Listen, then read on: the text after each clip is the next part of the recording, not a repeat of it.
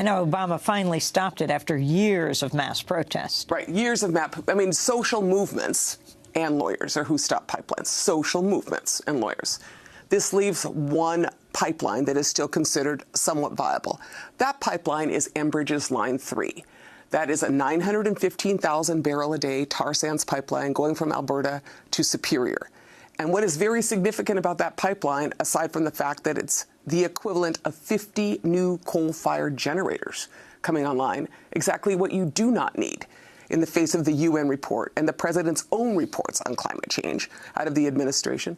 But in addition to that, that feeds into every other pipeline that goes through, for instance, the Straits of Mackinac, the pipeline that is 60 years old. Enbridge's pipeline is a feeder for most of the infrastructure in the northern Great Lakes territory. So that pipeline is what we are fighting. And unfortunately for all of us, the Public Utilities Commission of Minnesota issued a rogue decision in favor of that pipeline. You know, to tell you what I mean by a rogue decision is that, you know, I've been here a few times talking about this pipeline. But, you know, we had 3 years of hearings on this pipeline. 72,000 people came out and testified, of which 69,000 people testified against the pipeline. Equal amount of evidence. The Department of Commerce did not recommend issuing a certificate of need for that pipeline. And in addition to that, the administrative law judge, which reviewed the pipeline for 3 years, recommended against issuing a permit for the route. In June of this year, the Public Utilities Commission of Minnesota disregarded all evidence, disregarded all recommendations by every agency, and issued a permit. And just a couple of days after Thanksgiving, they reaffirmed that permit. Winona LaDuke, Native American activist with the Ojibwe Nation, executive director of the group Honor the Earth. Back with her in a minute. Somos la megas ardiendo, somos la rabia y la voz. Hemos venido a cantaros que se acabó la opresión. Somos el eco que rompe toda verticalidad. Siguen soplando los vientos de osadía y libertad. No voy a guardar silencio, no he nacido para callar. Ocupemos los espacios que no quisieron negar. No soy nadie por defecto, ni he nacido para esperar. Reconstruyo los cimientos del sistema patriarcal.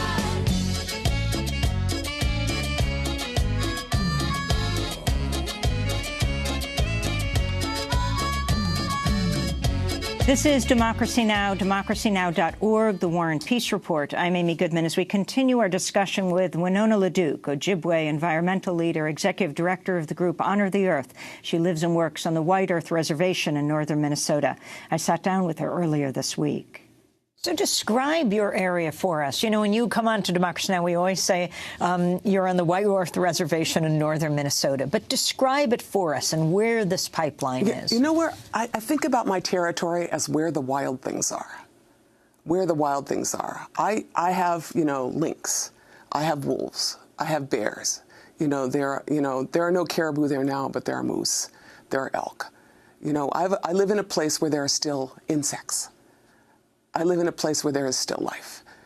And so that place is northern Minnesota, covered by treaty territories, 1855, 54, 37, and 42, full of wild rice, full of lakes, lakes that you can still drink from, lakes that you can still drink from. That's where I live. And that's what this battle is about. It's about, you know, can we protect that? And when do they say the pipeline will be built? They've been trying to build it for 3 years. You know, they say that they will begin construction this year. But as I said, you know, we are now entering the appeals process.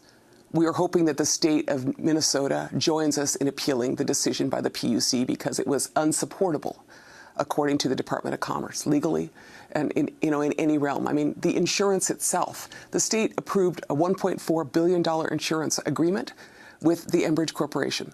That was based on the Kalamazoo spill, which was a much smaller spill that's not really catastrophic, plus doesn't include the 17,000 miles of pipeline that Enbridge has. You know, and for me, this is part of, you know, what the New Deal is really got to be about. I mean, we are a country that has a D in infrastructure. We have a D in infrastructure. Lawrence, Mass blows up. Bridges crumble. You know, we are probably losing 30% of our gas in aging infrastructure in this country. And so what we need is a New Deal that builds infrastructure for people, not for oil companies. As I said, $7 billion that is for, an oil company pipeline, that could be spent much better. I'm looking at this invoice you brought in regarding climate damages. Explain. Right. Okay. So we've issued an invoice to the Enbridge Corporation because, in all of their hearings, they talk about, their power plants are going to be, their pumping stations will be powered with solar. Lipstick on a pig. And, they talk about the climate impact of this pipeline is not significant. Well, we have a math team at Honor the Earth, and what we figured out is that the carbon equivalent of what they are carrying, if you had to take that out of the environment, which is what basically we have to do, the trending rate is $1,000 a metric ton. And so the amount of carbon that Enbridge is carrying in, just the carbon itself, is worth $170 billion in expenses annually. The total due, kind of if you're doing some math and aggregating the combined impact of such a badly planned project, is $266 billion annually.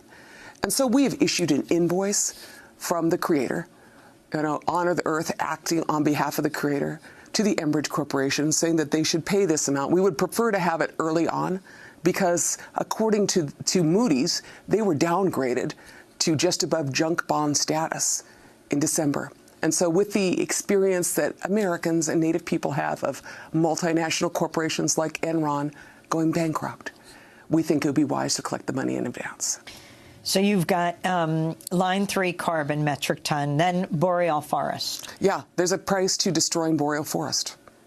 And explain what a boreal forest is. Tar sands is a boreal forest. And you turn something that is the oxygen of the north. I mean, the boreal forest of northern Canada is the equivalent of the lungs. It's the Amazon of the north. It's the Amazon of the north, and that is what is being destroyed by the tar sands. Wetland, this is, just going through our wetlands, the value of a wetland. I'm an economist by training, but how do you value a wetland for what it does for Mother Earth and for the planet and for your water and for insects and for where the wild things are? But there are some numbers that have been associated with it. We did some math. We multiplied those numbers out. Enbridge's math skills were not ours. And so we've issued this invoice. And finally, social cost. I'm not sure how to quantify that, but the perfect example is that, even without a spill, the threat of a spill in a community who relies on wild rice is very traumatic. Having a mega project shoved down your throat causes suicide in Native communities. We already have diabetes and every other epidemic that you do not want to have, and nothing in this pipeline contributes to our well-being. So who's paying for that? Who's paying for that? The state of Minnesota is who made the decision to shove the pipeline down our throats, and so we will fight them. We will fight them.